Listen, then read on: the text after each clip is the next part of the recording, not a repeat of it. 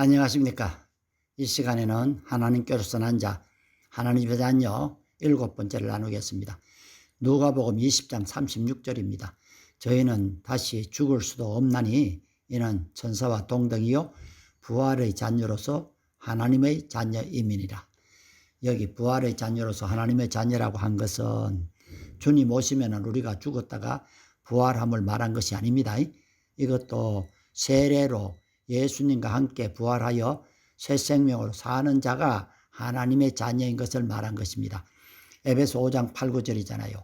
너희가 전에는 어두움이더니 이제는 주 안에서 빛이라. 빛의 자녀들처럼 행하라. 빛의 열매는 모든 착함과 의로움과 진실함에 있느니라. 여기 빛의 자녀에 대한 가르침이 거의 없을 가능성이 높습니다. 여러분들 하나님의 자녀입니까? 하면 서스럼없이 아멘 합니다. 그런데 빛의 자녀입니까? 하면 아멘을 잘 하지 않더라고요. 그것은 요한복음 1장 12절로 빛으로 오신 왕을 영접시키지 않은 결과입니다. 하나님은 빛이시라. 그에게는 조금도 어두움이 없으시니라. 그러면은 하나님은 빛이시고 예수님은 빛으로 이 땅에 오셨지요? 그럼 하나님의 자녀와 빛의 자녀 무엇이 다릅니까? 빛의 자녀가 하나님의 자녀입니다. 빛의 자녀가 아니면 어둠에 속하기에 마귀의 자녀입니다. 예수님을 영접시켜 하나님의 자녀가 되었다는 가르침은 성경에 없습니다. 빛이신 왕을 영접하라고 했습니다. 요한복음 1장 12절이라고 했지요. 왜냐하면 우리의 심령은 죄로 말미암아 어두워졌기 때문입니다. 죄를 다 죽이고 예수님과 함께 부활한 부활의 자녀로 어두운 생활을 다 청산하고 착하게 의롭게 진실하게 살아야 하는 것입니다. 우리는 다 예수님 어디 계신가 질문하면은 내 마음속이라고 합니다.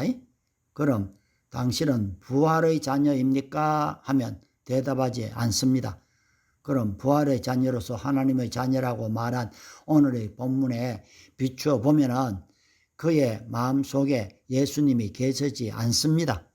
갈라디아 2장 20절로 내가 그리스도와 함께 십자가에 못 박혔을 때에 내 속에 그리스도가 사시는 것입니다.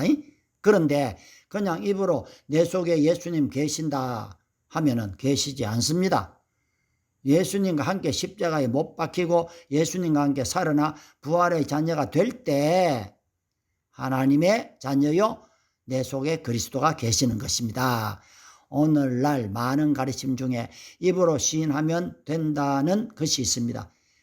이 한마디로 진리가 될 수 없습니다. 거기에는 조건이 있습니다. 누가 입으로 시인하느냐입니다. 아무나 입으로 시인하면 된다면 걱정할 필요가 없습니다. 그러나 조건은 대단히 까다롭습니다. 내 속에 예수님이 계신다는 조건은 당신이 부활의 자녀일 때입니다. 즉 예수님과 함께 자기 죄를 십자가에 못 박았느냐? 그래서 그리스도께서 나의 주인이 되셨느냐?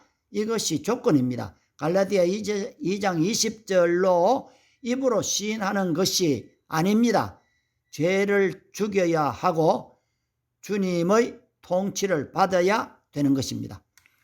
부활의 자녀가 하나님의 자녀라는 가르침은 교회에서 찾아보기 힘듭니다. 왜냐고요? 내 죄를 위해 십자가에 돌아가신 예수님을 영접시켜 하나님의 자녀라고 말로 만들어준 것입니다.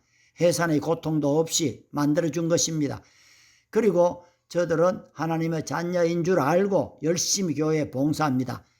이것은 믿음이 오기 전 율법의 행위로 구원에서 제외됩니다. 이것이 사람의 계명으로 가르친 결과입니다. 평생 열심히 교회 섬겼는데 주님을 섬겼는데 아무리 그거 섬겼다 그게 아니고요. 종교 활동인 것입니다. 너무나 불쌍한 자가 되는 것입니다. 감사합니다. 다음에는 하나님의 자녀의 결론을 나누겠습니다.